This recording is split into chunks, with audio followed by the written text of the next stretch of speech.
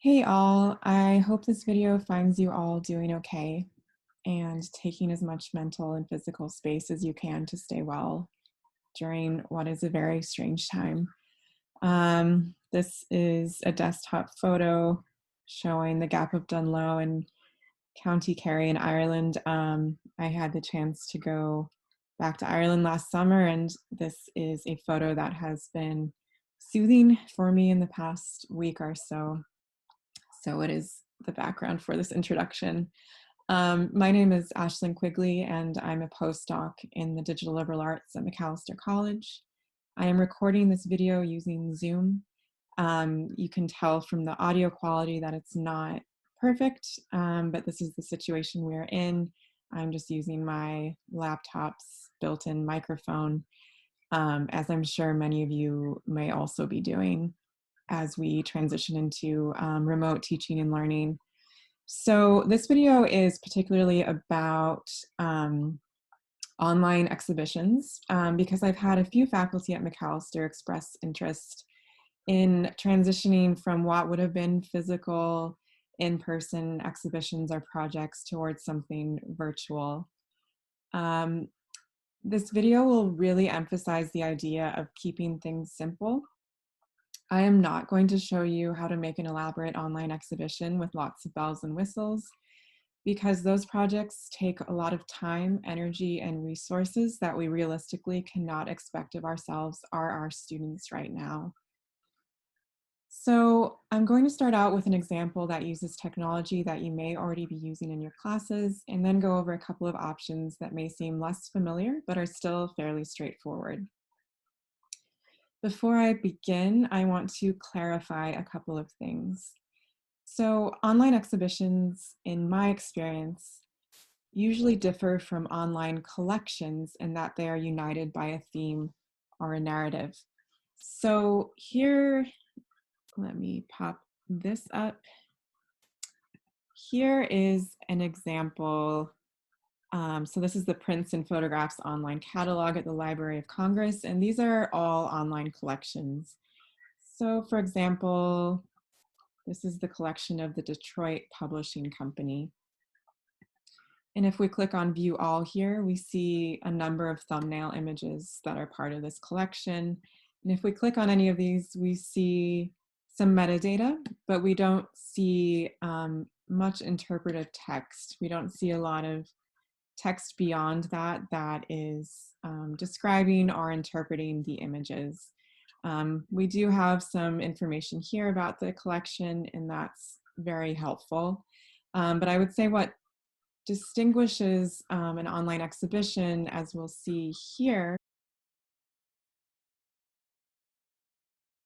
Okay. On the other hand, here is an example of an online exhibition from the Huntington Library that draws from the Southern California Edison Archive. So we can see that there's a lot of other pages on this particular website that we are going to ignore for now. But if we click on exhibitions, we can see a number of thematic exhibitions here. So for example, there's this exhibition on consumption. So there are a number of thumbnails up here of images that are all united by this theme. And then you can see there's quite a bit of interpretive text here and more images. So this is clearly telling a narrative. Everything is cohering around this theme of consumption. I want to again emphasize that this example is fairly elaborate and represents several months, if not more than a year, of research, coordination, scanning, and other activities.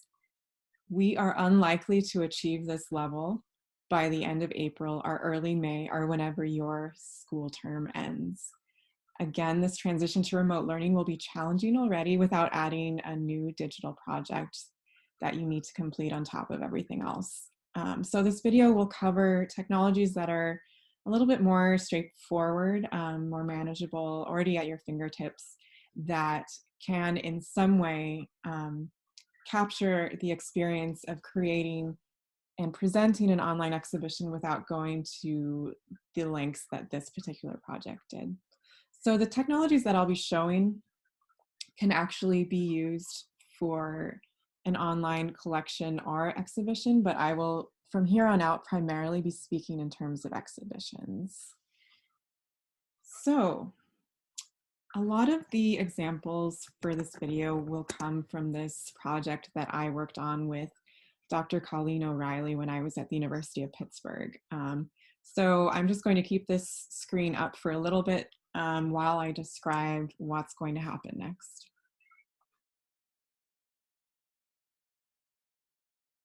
Okay, so we're going to start with option number 1.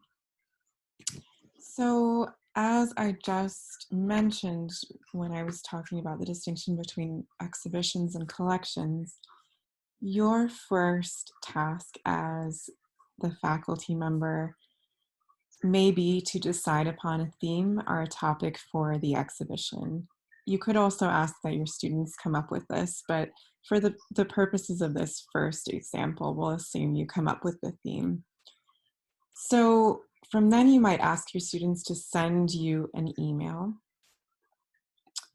For example, I sent myself this email with the title of the part of the exhibition I'm working on, as well as what we would call sort of the tombstone label, are the basic information about the title of the image, the date. I happen to have more sort of archival bibliographic information here, as well as where the image originated. So you might ask that your students send you this sort of email with the title, description, and then interpretive text, as well as a link or else perhaps an attachment to the image that they're talking about.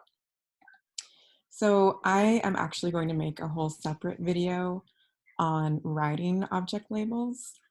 But to give a quick overview, this label, which I'm calling this section here my exhibition label for this object, will likely be a concise description of the image, its creator or subject, and how it relates to the exhibition's theme. So if we go back to this online exhibition that I've created already, this is the interpretive text here, and this is the image. So I would recommend asking students to keep these interpretive labels to about 100 to 150 words or less. This video is not so much about text, but I do want to recommend this so that students are given an opportunity to write concisely.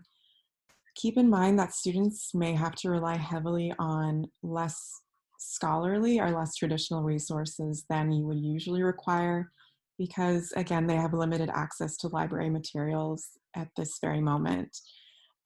This may also be an opportunity to ask students to give more personal reflections on objects or images, since they can speak authoritatively about their own experiences during this time and may indeed even be desiring that opportunity to speak about their personal experiences right now as they deal with sort of new types of anxiety and stress, as well as lack of access to primary and secondary resources. So you've had your students email you these images and object labels. What happens next?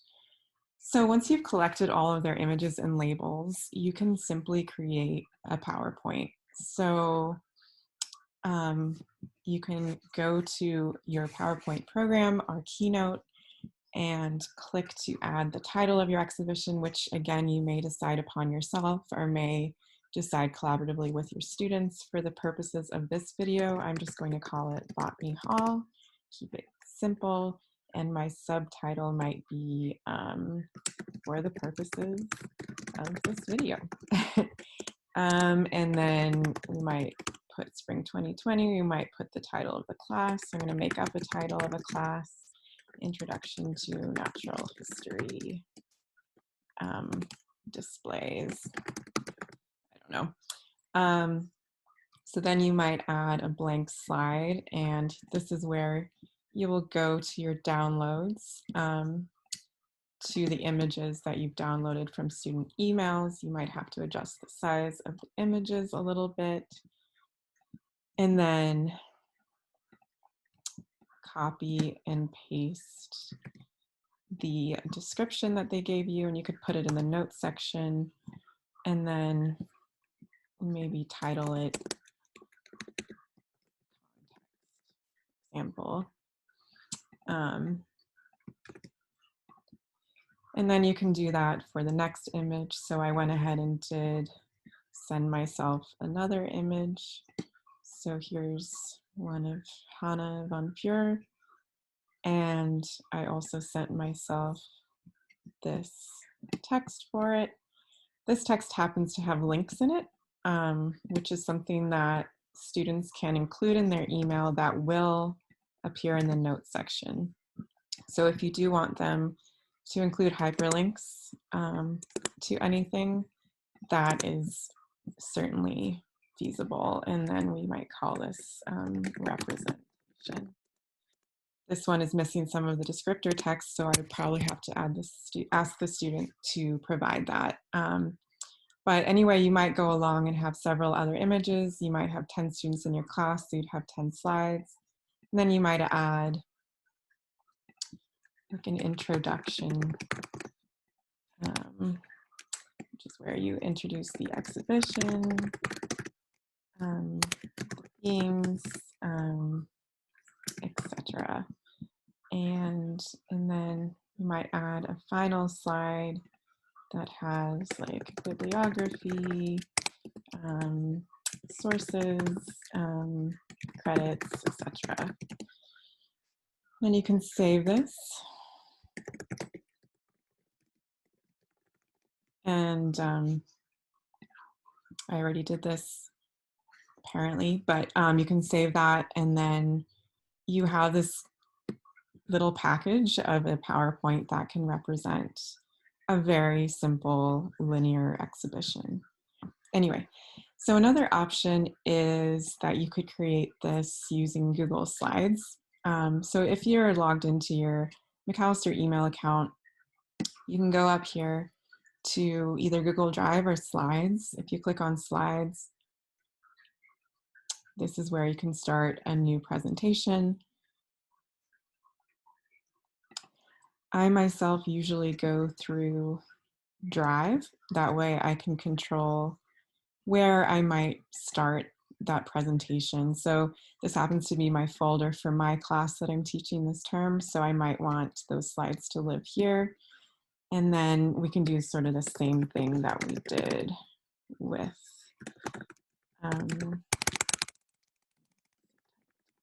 here, date, course title. Sort of the same thing that we did with PowerPoint. But one thing that is very cool, and this is the beginning of option 2 actually, is that rather than you having to populate each of the slides yourself the way you did with PowerPoint, you can actually collaborate with your students.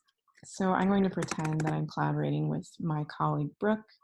I'm going to send her this invitation to collaborate on this. I'm going to create a new slide. I want it to be blank again.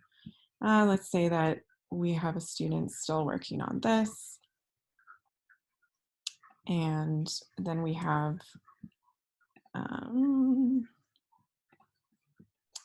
another student working on the previously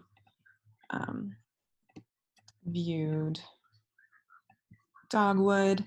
And let's say we have text for this. Oops, I put it in the wrong place.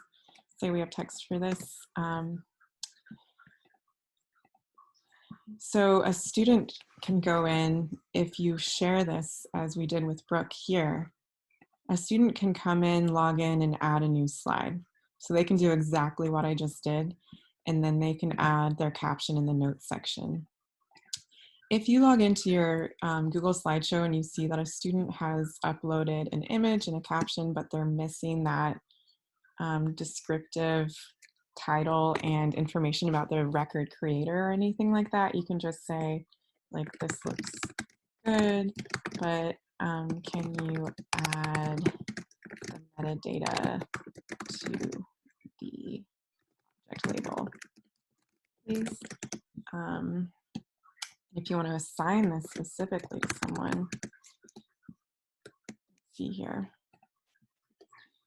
you can do that, assign, and then that person will be notified that they should do that. So this is one way to create a collaborative slideshow that can also function as an online exhibition. And if you want to present it at the end of the term, you could share your screen using Zoom or another, like VoiceThread, another tool, and go through the exhibition together and have each student read their label. So this is just another sort of low tech, very achievable kind of presentation.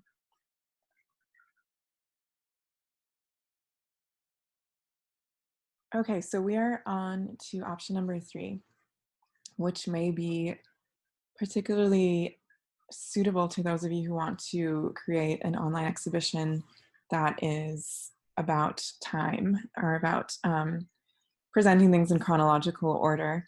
So I'm going to show you a tool called Timeline.js, which is actually also based on Google.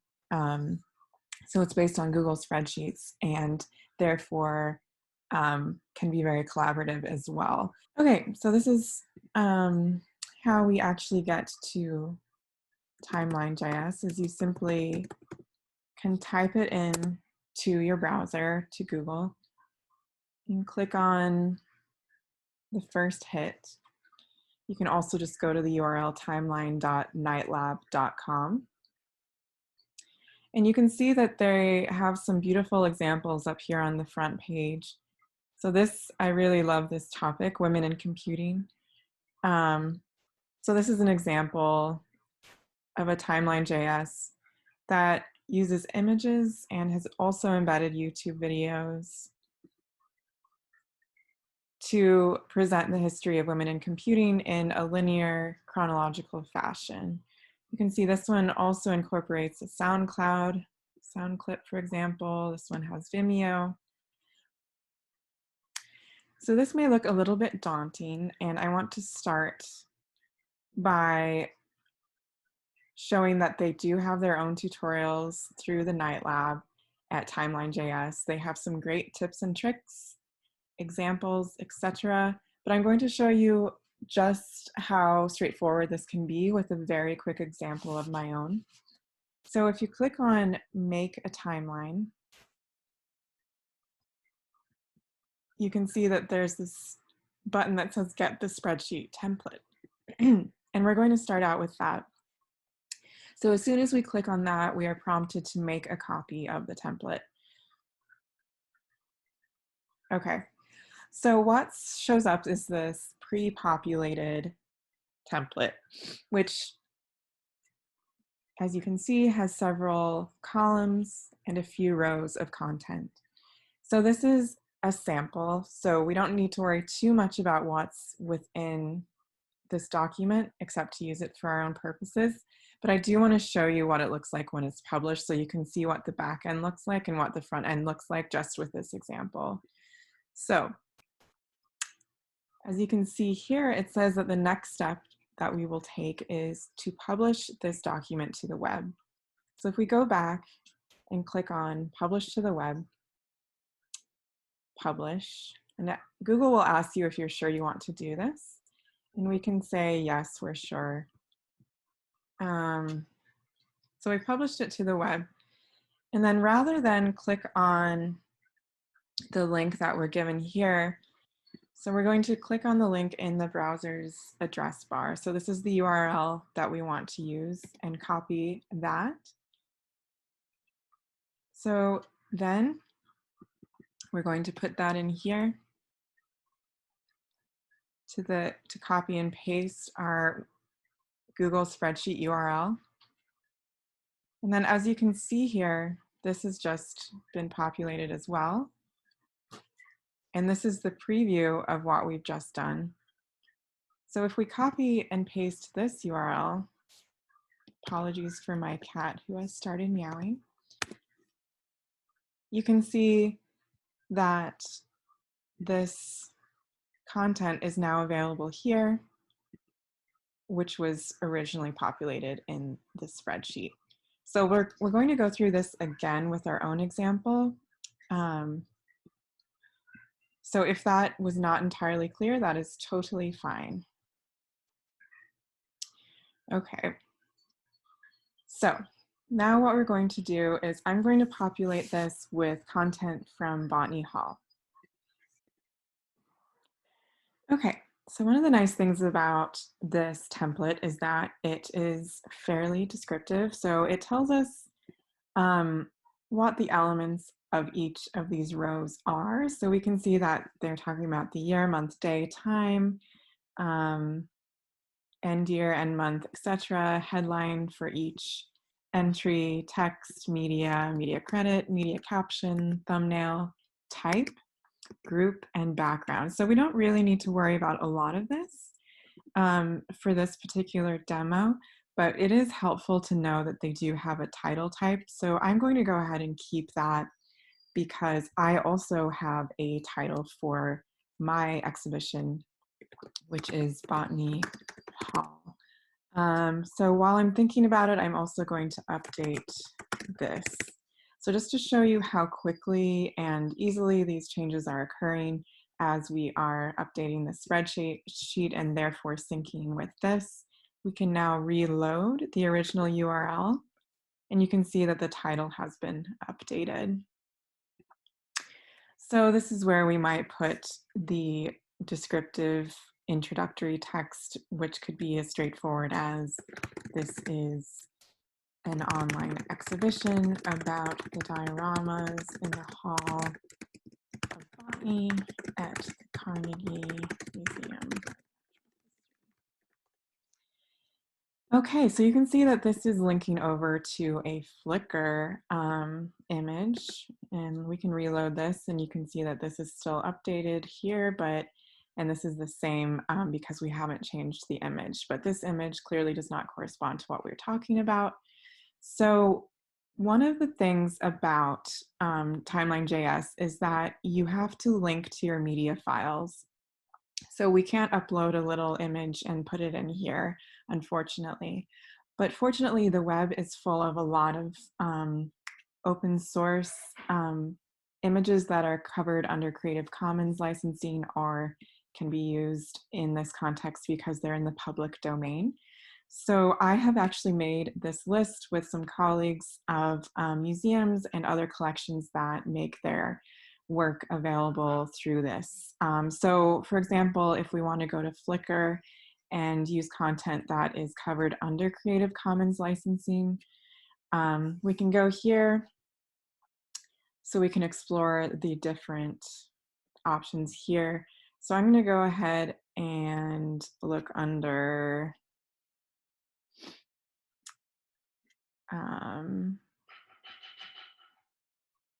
this one. So see more. So let me see if the Carnegie Museum happens to be in here.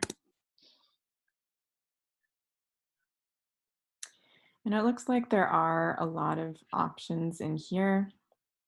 You can double check what sort of license you're looking at here. It's interesting that you can categorize or look at your images based on color. These are very vibrant. I am going to try to select something that looks like it's actually from within the natural history part of the museum. Let's see, this clearly is. Let's see if there's anything that's more along the lines of Botany Hall. If there isn't, maybe I will just have to go with another example for the purposes of this particular demo. So I'm going to click here because I know this is the entrance to the Carnegie Museum of Natural History. So if I click here in the URL up here, that is the equivalent of what has been filled in here. So that will link over to the image. It looks massive and daunting, but don't worry too much about that. We will show you, or I will show you what it looks like on the front end. In terms of attribution, you can see that this particular user hasn't provided a lot of information. Again, as I said earlier in this screencast, Students may have to use slightly less scholarly resources because of the situation that we're in. Some of the resources I provided here have a lot more metadata than Flickr does. But for this particular example, unfortunately, all we know is that the user is Fred and the date that this was taken on is 2008. We can add a more elaborate media caption, but we don't need to do that. Okay, so that seems to be pretty good there. So let's update this and see what happens. So we just reloaded it, and you can see that it's now showing the Flickr image that I uploaded. Okay, cool. So I'm going to go ahead and turn the audio off and populate the rest of this while I'm going to speed it up a little bit so it's not too tedious. I want to point out that the media I'm using happens to be uploaded to my Botany Hall website. So I have direct media links, which is something that you can do if you have your own website and want to use your own media. But again, contact me or don't worry about that for the purposes of this particular project, but that's something that I can help you with. And I'm again at aquigley@macalester.edu. Okay, so I'm going to start populating this.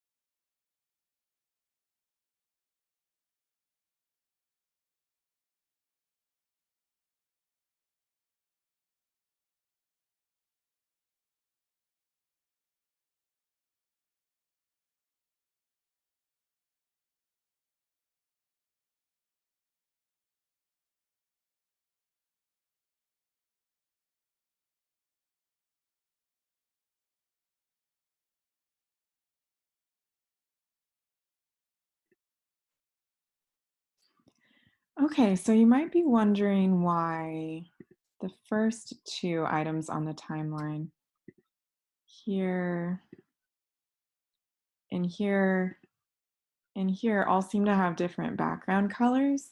And that is a setting that you can update in here. So this is a hex color basically.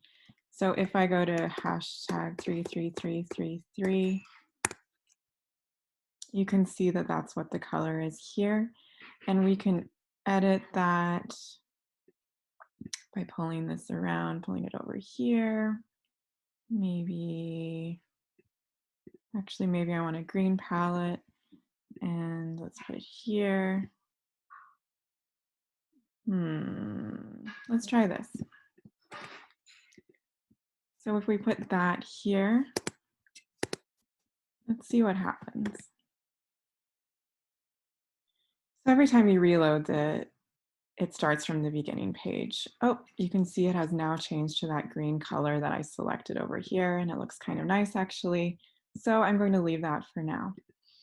Another thing you may be interested in doing, like the template showed, is inserting a video, a link to a YouTube or Vimeo or other such media file.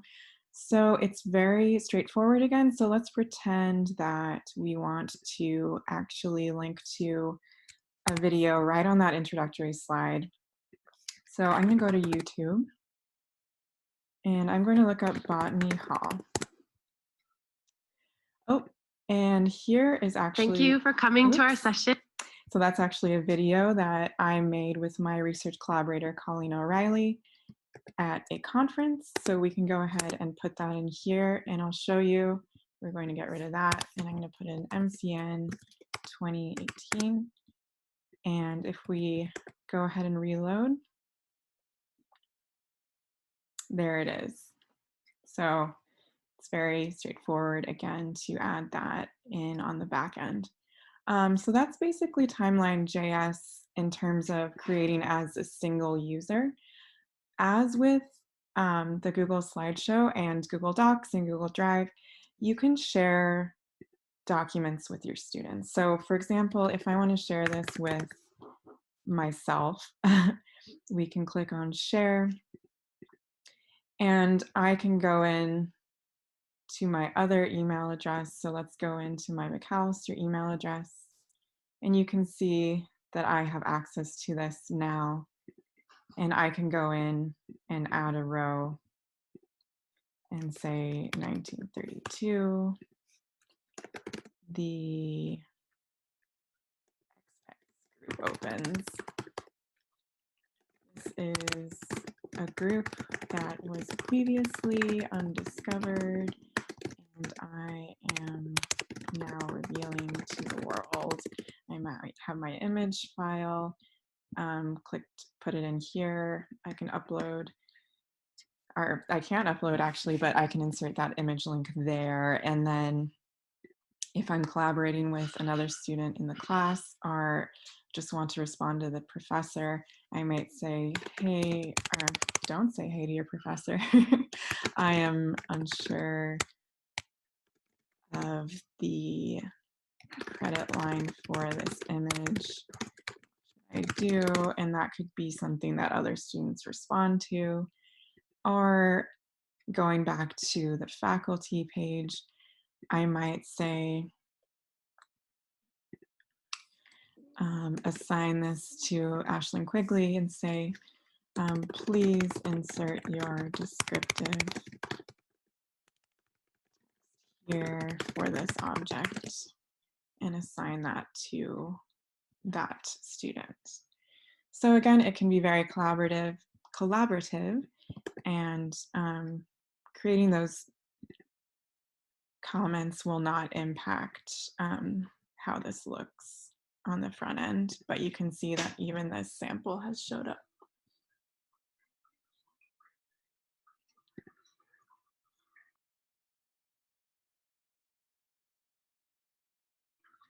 Okay, so the last tool or option I'm going to show for today is Google Sites. So if you are logged into your Google account, you can access Google Sites either by clicking here or by going into Drive. You may want to go ahead and select a particular folder in which to create that Google site, just so that you know where it is. And here we are. So this is the landing page for Google Sites, and we are going to go through different elements of it, but I will say that it operates on sort of a drag and drop basis. So if you want to drag and drop elements that are listed here, you can certainly do that. I'm just going to show a few. You can also add pages to your website, and we'll do that in a minute. But for now, let's just focus on this intro page or front page.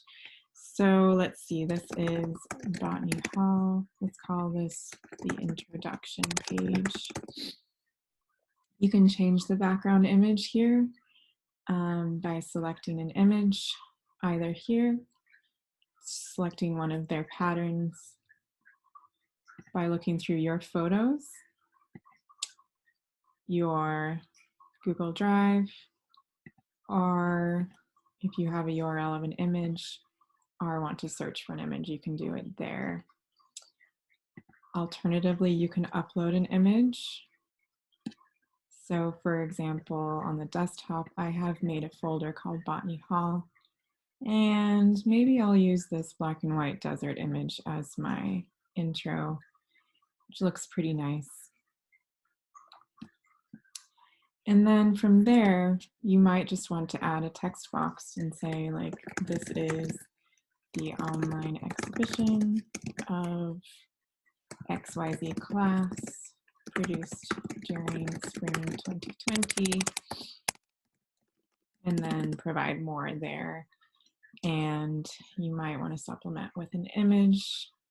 So again, we can upload an image like this and say,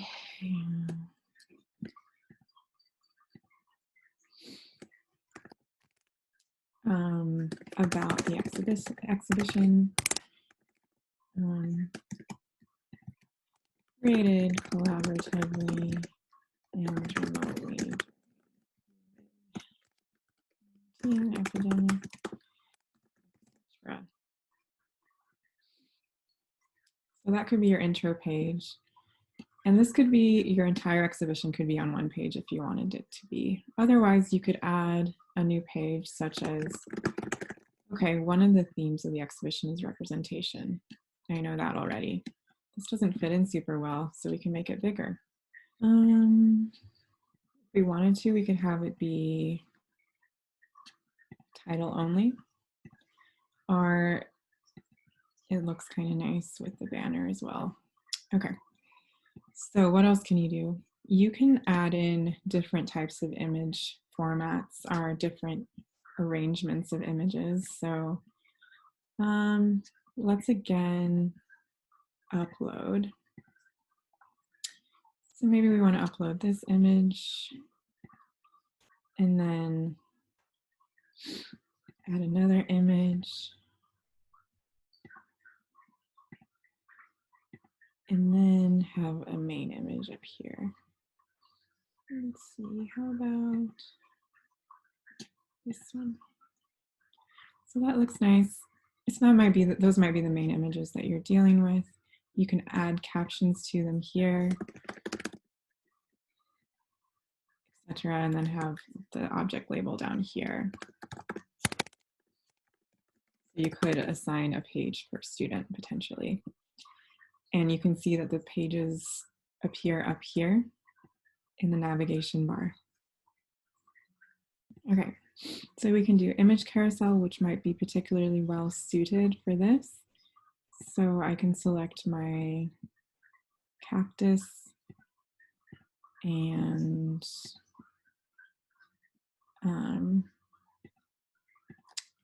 maybe this image, and let's just do, for the sake of this, the desert black and white. We can insert the carousel here.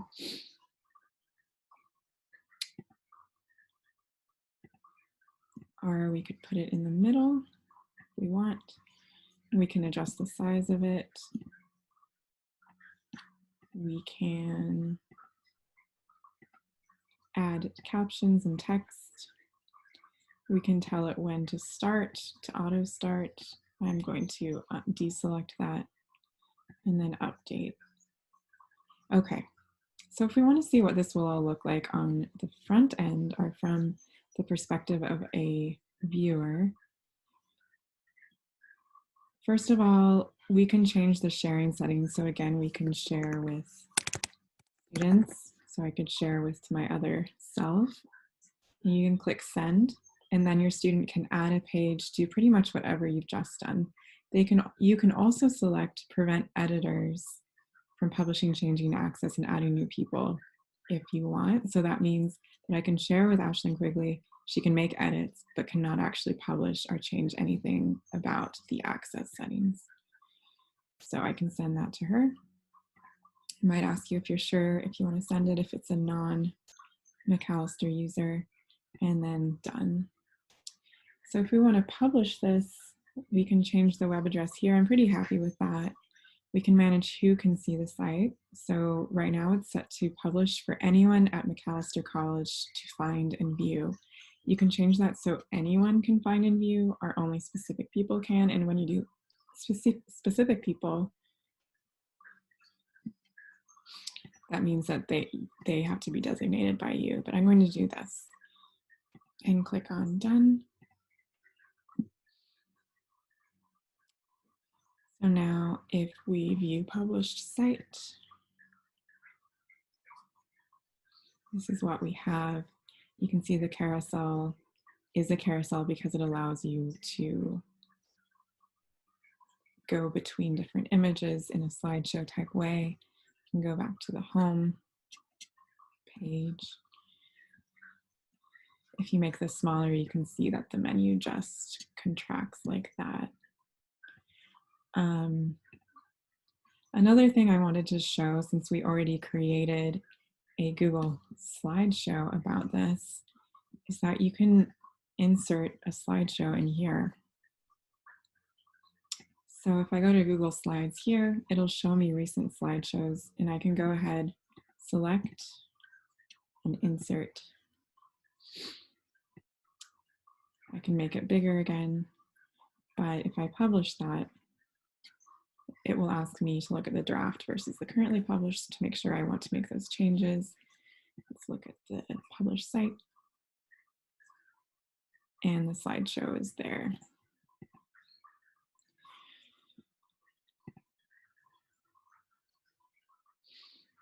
So another thing I wanted to show before I finish up is that you can look at version history. So I can look at previous versions. You can see that I actually only have one previous version. That was the start of it. I can look by minute because I was changing this pretty quickly, and restore old versions.